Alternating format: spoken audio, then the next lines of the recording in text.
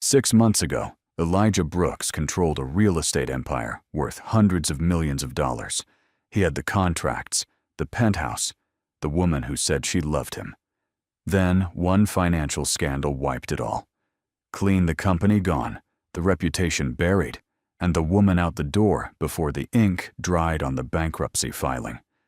Now he sits alone on a worn park bench with less than $4,000 to his name, invisible to everyone passing by. Then, a woman pushing a food cart stops, calls him by name, and sets down a box of hot fried chicken without a word. Elijah has no idea who she is. But that meal is about to change everything. Elijah Brooks did not build his fortune the way most people imagined rich men did, through inheritance, through luck, or through the kind of connections that came with the right last name. He built it the hard way, starting with a single duplex in a working-class neighborhood outside of Atlanta, renovating it himself on weekends, with second-hand tools, and a back that ached for 3 days after every project.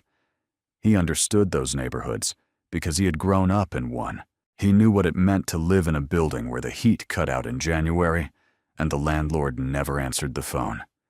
That understanding became his product, and his product became a company that eventually owned and managed over 40 residential properties across 6 states, all of them built for people who needed decent housing without a luxury price tag.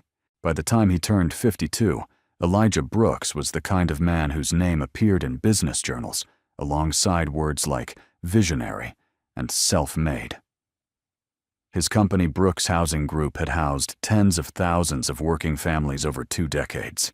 He had been photographed at charity galas, quoted in congressional hearings on affordable housing policy, and invited to speak at universities about ethical development.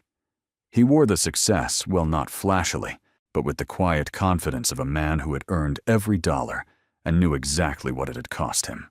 What those articles rarely mentioned was what the success had actually taken from him. His wife Diana had died from a sudden cardiac event 11 years earlier, leaving him to navigate the company alone, while simultaneously carrying a grief he had never fully allowed himself to process. He had managed both, but not without cost. The son Diana left behind was grown, now living his own life in Portland, and Elijah had poured the space that grief left behind into work, into deals, into the next property and the one after that. He told himself it was purpose. It mostly was. But purpose and loneliness are not mutually exclusive, and Elijah had spent a long time pretending they were. Veronica Sloan had come into his life 4 years before the collapse. She was sharp, socially fluent, and understood the world of business and appearances in a way that Elijah found both useful and genuinely attractive. They were never the kind of couple who talked about the future in specific terms. No conversations about what came next. No real vulnerability traded between them. But she was there, and she was warm when she wanted to be. And Elijah had convinced himself that was enough. He would later understand that he had confused proximity for loyalty. It was an expensive mistake. Caleb Whitmore had been his CFO for 9 years. He was efficient, detail-oriented, and spoke the language of finance with the kind of fluency that made Elijah trust him with the parts of the business he himself found least interesting. Elijah was a builder. He understood land construction communities and people, the dense financial architecture of large-scale real estate investment, the layered debt instruments, the fund structures, the legal provisions buried in 100-page agreements. That was Caleb's territory, and Elijah had given him room to operate in it, almost without oversight. That was the first mistake. The second was believing that a man who smiled easily and spoke confidently had nothing to hide. What Caleb had been doing for at least 6 of those 9 years was not complicated in concept, only in execution. He had been routing investment funds through subsidiary accounts, inflating project cost reports, and using the discrepancy to skim significant sums for himself. The mechanism was sophisticated enough that it survived 3 routine audits without detection. But beyond the theft itself, Caleb had structured several of the company's largest development loans in ways that concentrated risk entirely on Elijah personally, not on the corporate entity, not on the fund, but on Elijah Brooks as an individual guarantor.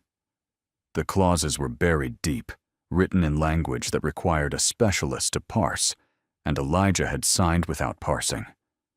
When 3 major projects began failing, simultaneously triggered by a combination of rising material costs, a regulatory hold in 2 markets, and one contractor, abandonment, the debt called in fast.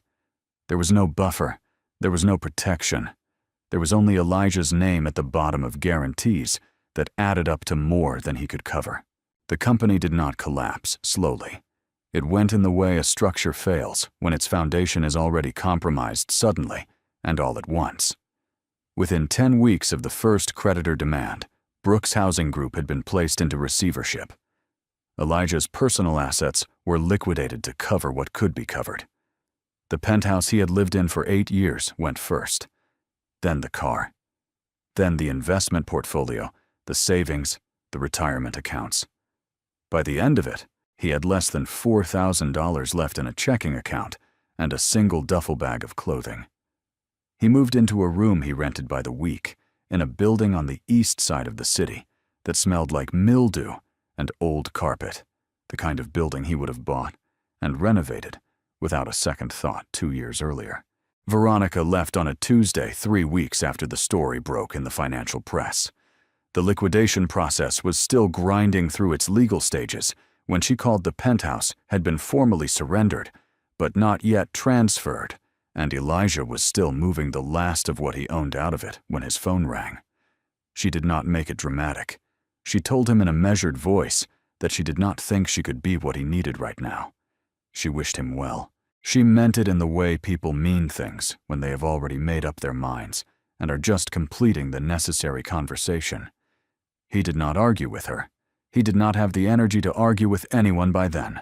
The people who had filled his professional and social life were gone with similar efficiency.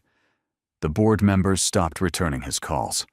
The business contacts he had cultivated over 2 decades became unavailable. The investors who had praised him at dinners now referred questions about him to their legal teams. A man who had once walked into any room in Atlanta and been greeted by name found himself invisible, and the invisibility was total. He had not understood until that point how much of what he had believed was friendship had actually just been proximity to his success. So he sat on a park bench. Every afternoon for weeks, he sat on the same green bench near the East Fountain in Piedmont Park, and he did nothing. He was not reading, not thinking through solutions, not planning his next move. He was simply sitting with the weight of what had happened and discovering that it was heavier than anything he had ever carried before. Around him, the city moved at full speed. Joggers, dog walkers, office workers cutting through on their lunch break. No one looked at him. He had become the kind of man people looked past. It was on one of those afternoons on a Wednesday in late October, with the light going flat and the air carrying the first real bite of winter, that a food cart appeared at the edge of the path he faced. The woman pushing it was somewhere in her mid-40s, with a composed, unhurried way of moving that seemed to belong to someone who had learned not to waste energy on panic. She parked the cart, adjusted something on the heating unit, and then looked up.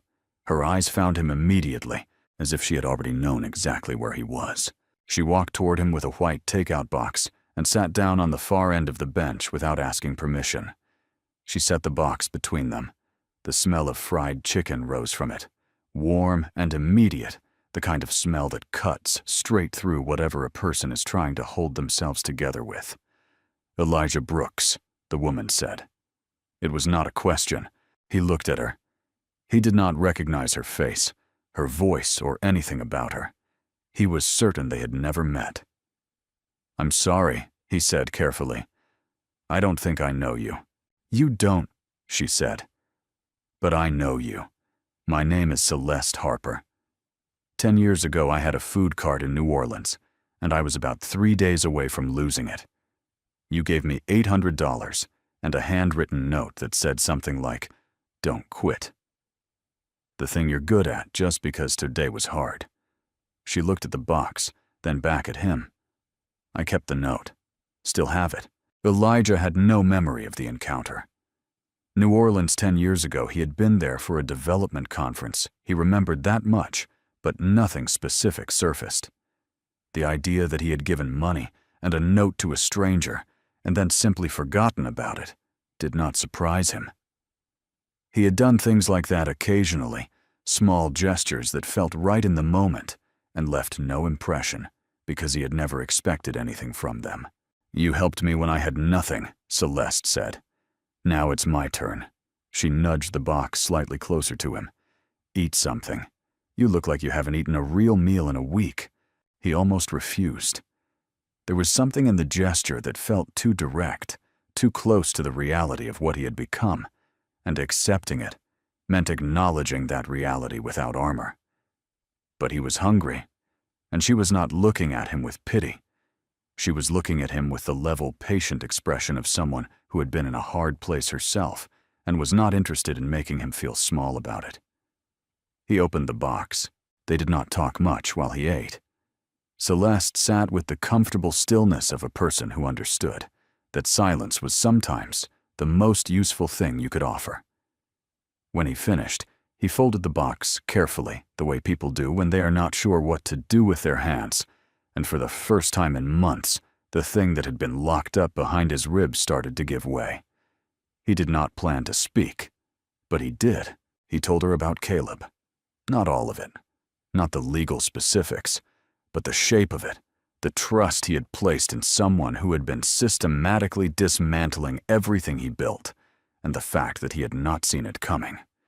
He told her about the contracts he had signed without reading closely enough, about the morning the receivership notice arrived, and how he had sat with it in his hands for a long time before he could make himself put it down.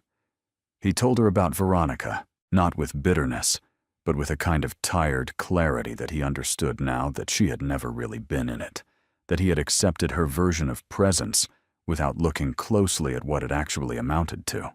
Celeste listened without interrupting. When he finally went quiet, she did not offer solutions or sympathy in the conventional sense. She said, "The people who left, they were never really there. That's not about you, but you're still here. And that matters more than you think right now." It was not a remarkable thing to say. There was nothing in it that he had not heard before in some form. But there is a difference between being told something and being told it by someone who has no reason to lie to you, no angle, no stake in your recovery, except the simple fact that they chose to stop and stay. He felt the difference. By the time the light had faded completely, and the park lamps had come on in their orange pools, Elijah Brooks had said more honest words to a woman he did not know than he had said to anyone in the past 6 months. Celeste tucked her coat tighter, and told him she would be back tomorrow. She did not ask if he wanted her to be. She said it the way people state facts they are already committed to. Then she pushed her cart back along the path and disappeared around the curve of the fountain, and Elijah sat alone in the lamplight, feeling for the first time since the collapse, like the ground beneath him might still be there. He did not feel hope yet. That was too large a word for what he was carrying.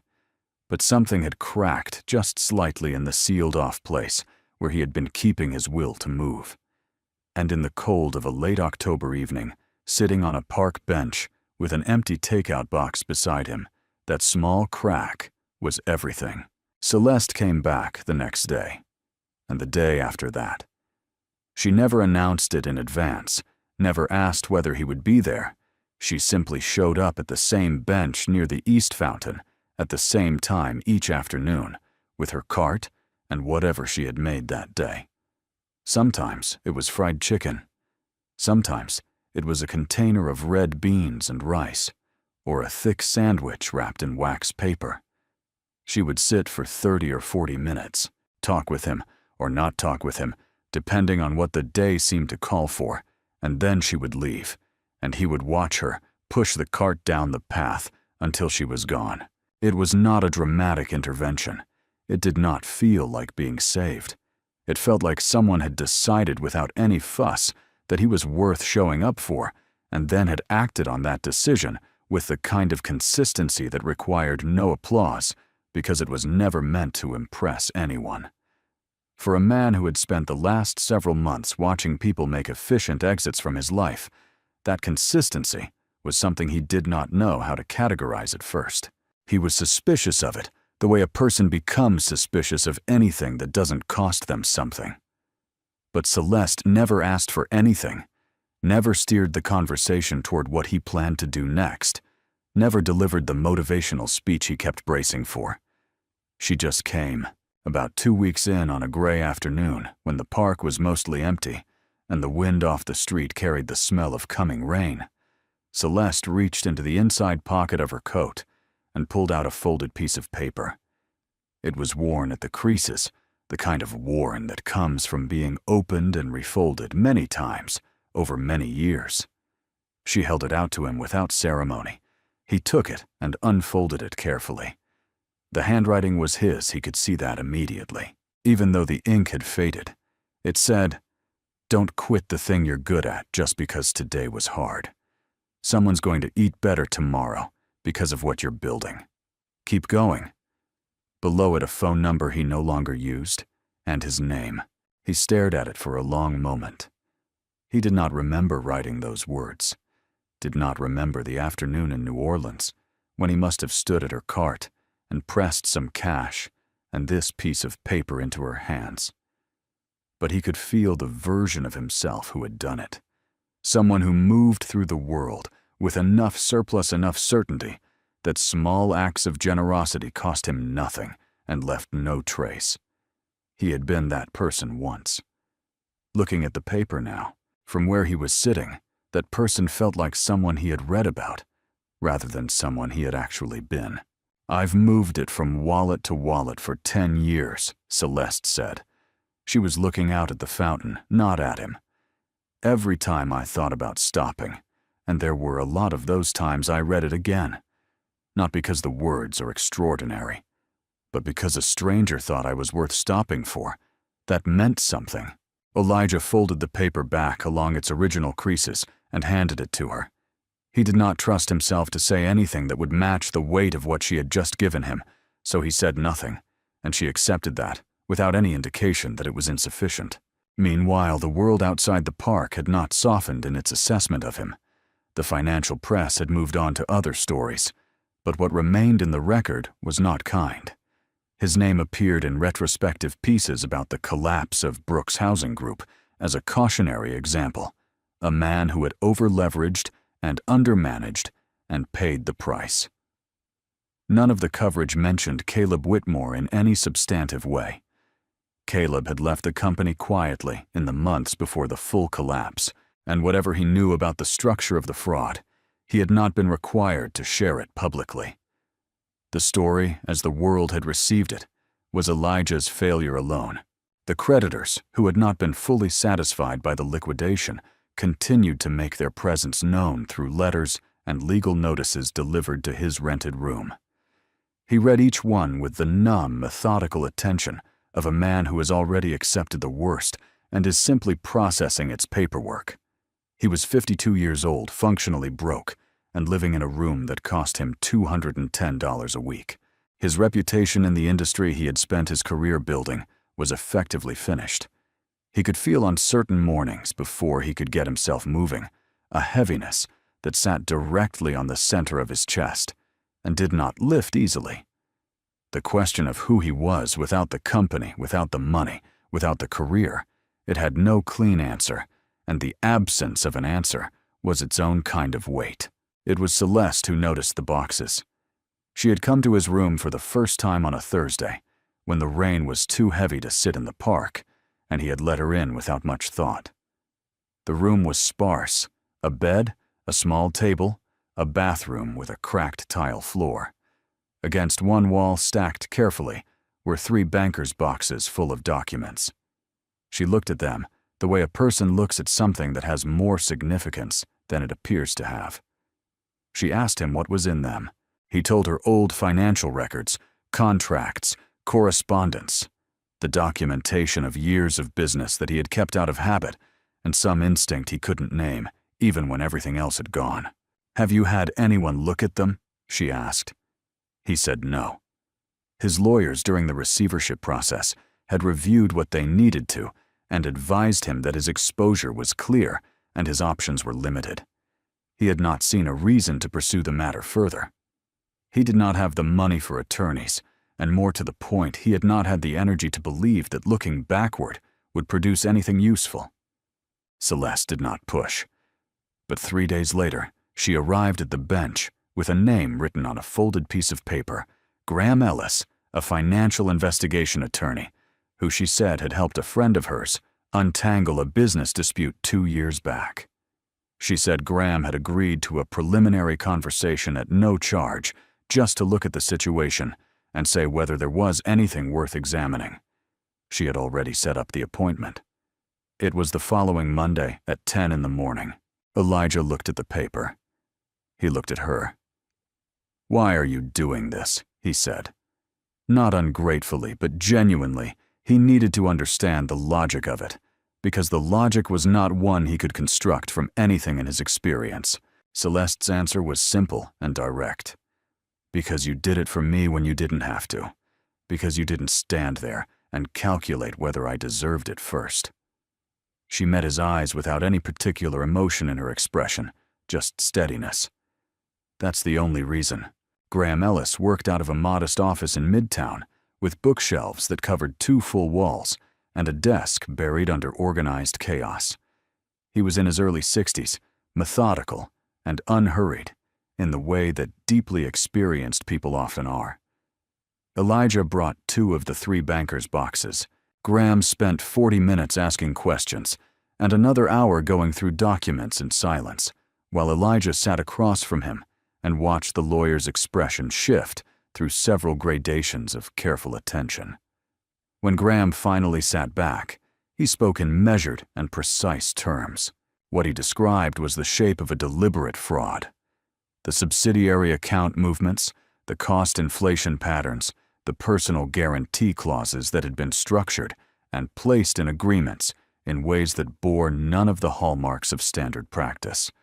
These were not the signs of a company that had simply made bad investments. They were the signs of a company that had been systematically hollowed out from the inside, with the legal liability engineered to land entirely on one person. Graham said he would need to see all 3 boxes and several more weeks of analysis before he could make any formal determination. But his initial read was unambiguous. Elijah Brooks had not mismanaged his company. He had been robbed carefully and deliberately by someone who understood the legal architecture well enough to make it look like negligence. Elijah sat in the chair across from Graham's desk and listened to this and felt something strange move through him. Not relief, not vindication, but a kind of exhausted clarity. He had known somewhere below the self-recrimination and the months of sitting with the weight of what felt like his own failure, that something had not added up. He had not trusted that knowing because he had believed in the darkest hours that the failure was simply who he was, that a man who had risen that far must have always had the collapse inside him waiting. To hear Graham say otherwise, calmly and with the authority of someone who looked at documents like these for a living, was to have something important returned to him. Not his money, not his company. Something quieter and more essential than either. The weeks that followed existed in 2 registers simultaneously.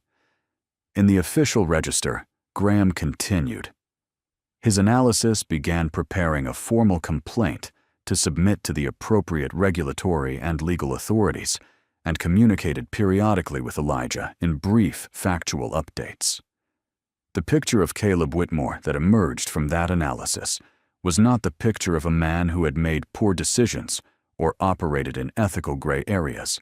It was the picture of a man who had planned this, who had used 9 years of proximity and trust as the tool with which he dismantled everything Elijah had built. In the Daily Register, Elijah was helping Celeste run her food cart. It had started practically she needed an extra set of hands on a day when her usual setup help had fallen through, and Elijah had no reason to say no. But it continued because it turned out there was something in the physical work, in the simplicity of the tasks, that he had not expected to need, and found that he did. He restocked containers, managed the cash, kept the line moving when it built up during the lunch rush. The customers were mostly working people, office workers, grabbing a quick meal, laborers from a nearby construction site, a few people who looked like they were stretching every dollar carefully, and knew Celeste's prices were fair. Nobody at that cart knew who Elijah Brooks had been. They just knew he was the guy who gave you your change without making you feel rushed. He noticed during those hours that he felt less of the chest weight than he did in the mornings, sitting alone in his rented room. There was something in the uncomplicated transaction of feeding people that connected him to the thing he had actually cared about once, before the scale of his business had made it abstract, the specific concrete fact of a person being better off in some small way because of something you had done. He had started his career with that instinct. Along the way, somewhere in the meetings and the growth projections and the public recognition, it had become a mission statement instead of a feeling. Working the cart gave him the feeling back, and it was more grounding than he had anticipated. But the internal landscape was not clean. There were evenings when he returned to his room, and the full account of what his life had become would settle on him with its complete, unadorned weight. He was not a man who had simply hit a rough patch. He had lost the company he built from nothing. He had lost the woman he thought was his partner. He had lost the professional identity that had organized his days and given him a reason to wake up with urgency. What he was living now was not a temporary setback with a defined endpoint. It was a different life, and he had not yet found his footing in it. The moments of peace he found behind Celeste's cart existed alongside the grief of what was gone, and those two things did not resolve each other. They simply coexisted, and he was learning to let them. Then, on a Thursday morning in late January, Graham Ellis called. His voice was the same measured, precise instrument it always was, but beneath the control, there was something, not excitement, but the particular tone of a person delivering information that matters. He told Elijah that he had submitted the formal complaint and that it had been received with immediate interest by federal investigators. Caleb Whitmore, it turned out, had not limited his activities to Brooks Housing Group. There were two other companies in his history that showed similar patterns, and the federal investigation had been building its own file for some time. Graham's complaint had added the critical documentation that linked Caleb directly to the guarantee structure that had destroyed Elijah's company. The wheels were moving, Graham said. It would take time, but they were moving. Elijah thanked him, set the phone down on the small table in his room, and sat with that information in the quiet. He was going to be cleared. The investigation would confirm what Graham had already determined, that he had been a victim, not a failure. Some portion of the assets that had been liquidated might be recoverable. The financial press would eventually publish a different version of the story. His name would be at least partially restored. He sat with all of that and waited for it to feel like the thing he had been missing. It didn't, because the question that the vindication answered, whether he had been wronged, was not actually the most important question he was carrying. The people who had left were still gone. The woman who had stayed was the one he had handed $800 and a handwritten note to in New Orleans a decade ago, a person he had helped without thinking, and then forgotten entirely. The vindication told him he had been robbed. It did not tell him who he was now, or what he was supposed to build from what remained. Those questions belonged to him alone, and they were still waiting. The federal investigation moved at the pace that large legal processes always move, methodical, unglamorous, and indifferent to the urgency of the people caught inside it. By March, Caleb Whitmore had been formally charged with wire fraud securities, fraud, and breach of fiduciary duty across 3 separate cases, Brooks Housing Group being the largest and most documented among them. The story ran in the same publications that had covered the collapse, And this time, the framing was different. This time, Elijah's name appeared not as a cautionary example, but as the primary victim of a fraud that had been running for the better part of a decade. Graham Ellis gave a brief statement to the press. Elijah gave none. He read the coverage in his rented room on a Tuesday morning with a cup of coffee that had gone cold, and he felt more than anything a kind of exhausted relief, the relief not of winning something, but of being released from a false verdict. The months of sitting with the public version of his failure had left a mark that did not simply dissolve because the record was now corrected, but what the cleared record could not do was answer the question that had been forming in him since that Thursday morning, when Graham called not who had wronged him, but what he had allowed to happen to himself long before Caleb Whitmore entered the picture. What he had been before any of it was a man who understood a specific kind of human need and had built something real in response to it. The instinct that drove him to renovate that first duplex had been genuine, rooted in memory, in the specific knowledge of what bad housing costs a person in energy and dignity and daily hope. That instinct had been true. What had happened over the years was not that it turned corrupt, but that it got buried. The scale of the company, the recognition, the public profile layer after layer had accumulated over the original thing until what remained visible was the empire, and the empire had come to feel like the point. He had not noticed the burial while it was happening. That was the part that belonged to him, separate from the fraud and the collapse, the slow drift away from the reason he had started, and the failure to notice he had drifted. Celeste came to the bench the day the coverage ran as she always did. She had seen the news. She did not make it a celebration, did not arrive with anything other than the same container of food and the same composed, unhurried presence she had brought every day for the past 5 months. She sat and they talked, and at some point Elijah said something that had been forming in him for weeks without finding its shape until that moment. "I keep thinking about what I'm supposed to do with being cleared," he said. "Like there's a next move I'm supposed to make. Get back into the industry, rebuild the portfolio, prove something." He looked at the fountain across the path, the water moving steadily in the cold air. "But every time I try to make that feel like what I want, it doesn't. It just feels like going back to being someone I already know the ending of." Celeste took that in without rushing to fill the space. When she spoke, she said, what felt real before all of it got so big. He did not have to think about it for long. "The first few buildings," he said, when I could still walk through every unit and know what it meant to the person living there. When it wasn't about the portfolio, it was just about the building, and the building was just about the people." He stopped. "I haven't thought about it that way in a long time. The asset recovery process, when it concluded several months later, returned to Elijah a fraction of what had been lost.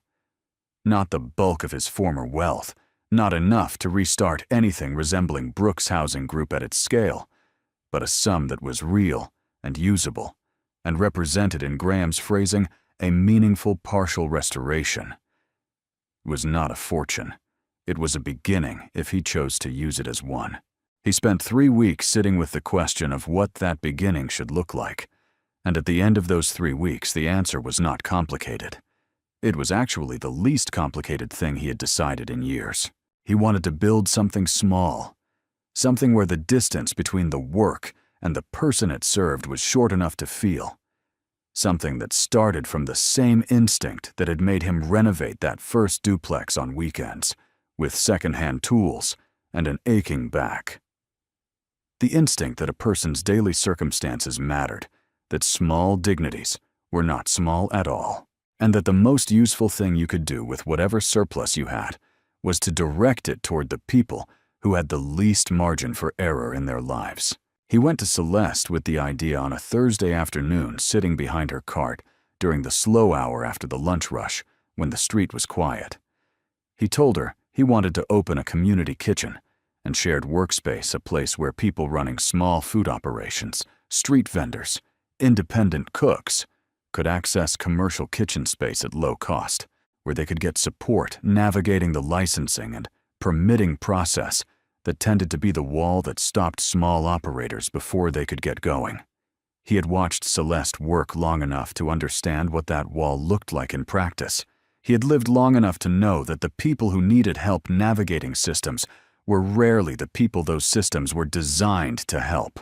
He told her he did not want to run it alone. He told her he wanted her to be the one who ran it with him, not as an employee, not as an advisor, but as a co-founder, as an equal. He said it plainly, without theater, the way he had learned to say things in the months since the collapse had stripped away his appetite for anything performative. Celeste listened to the whole proposal without interrupting. When he finished, she looked at him with an expression that was not quite surprise and not quite amusement, but somewhere between the two. "You know this isn't going to make you rich again," she said. "I know," he said. "And you're okay with that?" It was not a question, but he answered it anyway. "Yeah," he said. "I think I'm more than okay with it." She said yes. The space they found was a converted commercial unit in a neighborhood on the west side of the city, the kind of neighborhood where Elijah's early projects had always been located. Working class, underserved by most of the institutions that positioned themselves as serving the community, full of people operating small enterprises on thin margins and real skill. The building needed work.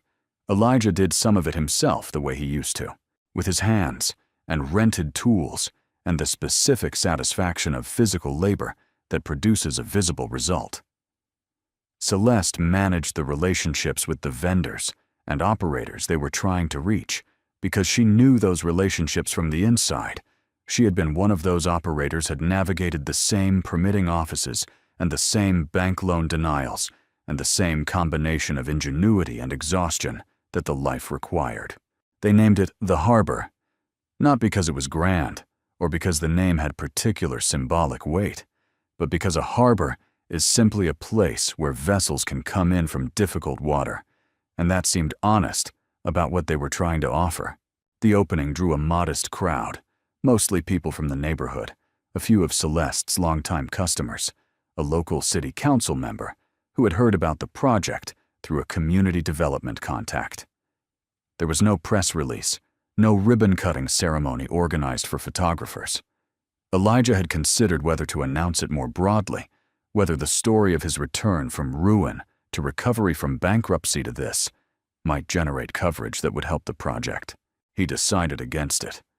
The moment he made the story about himself, he was back in the old pattern, where the symbol mattered more than the thing. The harbor did not need his biography. It needed to work. And it did work in the modest, grounded way that things work when they are built to solve a real problem instead of to demonstrate something about their builder. Within the first 2 months, 14 small operators had used the kitchen space. 3 of them were able to obtain food handler permits for the first time because the project provided support navigating the application process. One woman, a caterer named Diane, who had been cooking out of her home for years without the documentation to charge what her work was worth, booked her first official catering event the month after her permits cleared. She thanked Elijah by leaving a container of food on his desk with a note written in the same format he had once used, short, direct, and without any expectation of a response. He kept the note. Elijah worked the kitchen most mornings, handling administrative tasks in the afternoons. The daily rhythm of it was nothing like the rhythm his life had held for 2 decades. No board meetings, no investor calls, no carefully managed public image. The work was specific and physical and close. He knew the names of the people who came through. He knew their situations in the general terms they chose to share, who was trying to get a catering operation off the ground, who was running a street cart and needed a certified kitchen to expand their menu, who was starting over after some version of a setback, and needed a place where the barrier to entry was low enough to let them try. He did not position himself as the man who understood hardship, because he had not earned that position the way Celeste had through years of actual scarcity, not months of temporary displacement. But he understood now the specific weight of a closed door, and he understood what it meant when someone opened one without requiring anything from you first. There were mornings when he thought about what his life had been, the penthouse, the portfolio, the professional identity that had organized everything. He did not think about it with longing exactly. It was more like looking at something that had genuinely belonged to him once, that had represented real effort and real belief, and acknowledging that it was gone, without pretending the going hadn't mattered. He had built real things.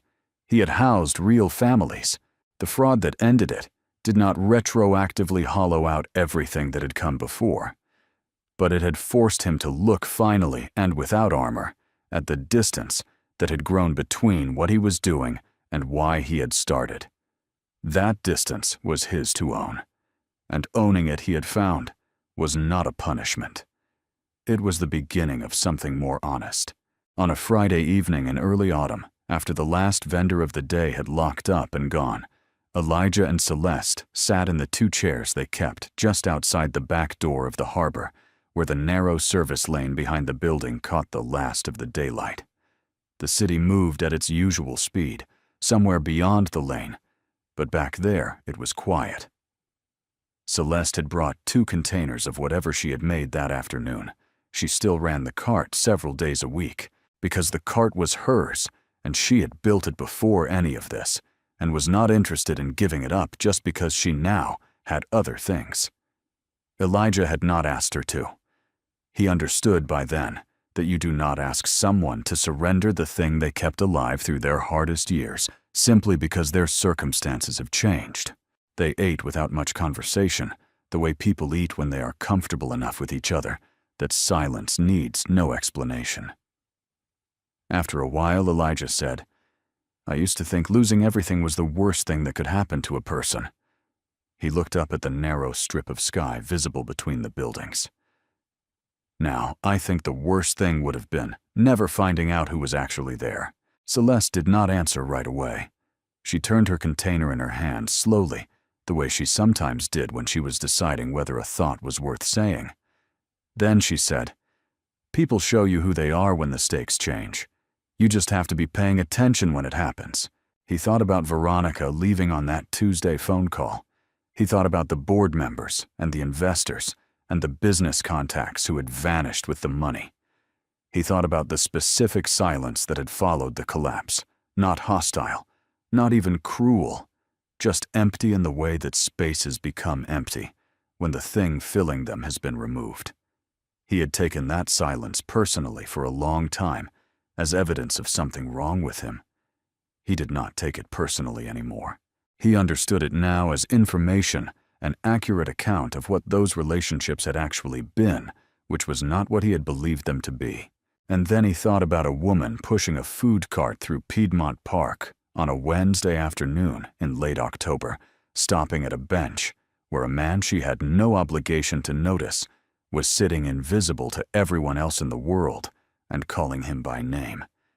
He thought about what it had cost her nothing except the time and the food and the decision to act on a memory she could have easily let stay in the past. He thought about how, of all the things that had happened to him in 52 years, the building of a company from nothing, the public recognition, the wealth, the loss of all of it, the most important thing might have been a handwritten note. He had no memory of writing, returning to him when he needed it most in the hands of the person he had given it to. Money could fill a room with people he had learned. It could generate warmth and interest and the convincing appearance of loyalty. But it could not tell you which of those people had chosen to be there and which were simply occupying the space that wealth creates around itself. That distinction only became visible when the money was gone and the room emptied out, and you could finally see who was still standing in the doorway. Celeste Harper had been standing in that doorway, not because she owed him anything, and not because she expected anything, but because 10 years ago he had stopped for her, and some things it turned out were worth remembering. The lane behind the harbor was quiet. The city moved beyond it. And Elijah Brooks, who had once controlled hundreds of millions of dollars and lost all of it, sat in a second-hand chair eating a meal someone else had made and felt for the first time in longer than he could accurately measure that he was exactly where he was supposed to be.